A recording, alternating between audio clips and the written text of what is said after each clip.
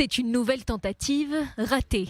Pour la 7e fois en quelques mois, une roquette de type Qassam-1 aurait été tirée depuis la région de Jenin vers la localité de Ramon en Galilée. Le bataillon Al-Ayash, affilié au Hamas, a ensuite revendiqué le tir du missile dans une vidéo. Ce tir est une réponse au crime de l'ennemi contre notre peuple et une vengeance pour la violation de notre liberté. Nous travaillons dans des conditions complexes et en secret en raison de la situation sécuritaire en Cisjordanie. Le chemin que nous parcourons n'est pas facile, il nécessite beaucoup de travail et d'efforts.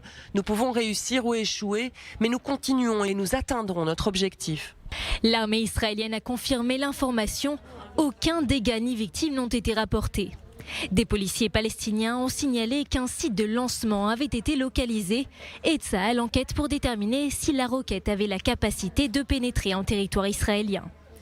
La dernière tentative de tir de roquette depuis Jenin remonte au 15 août dernier, une fois encore revendiquée par le bataillon Al-Ayash. La roquette qui visait la localité de Shaked en Cisjordanie avait explosé sur son site de lancement.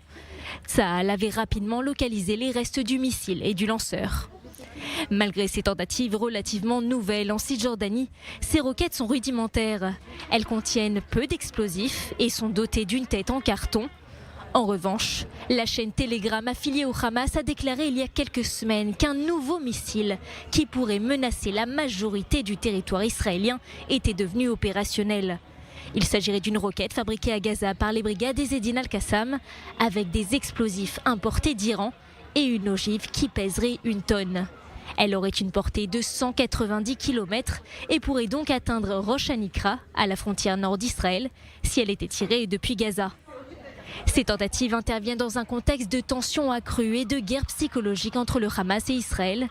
Jérusalem a averti l'organisation terroriste que si des roquettes étaient tirées depuis la bande de Gaza, le pays répondrait par une opération militaire.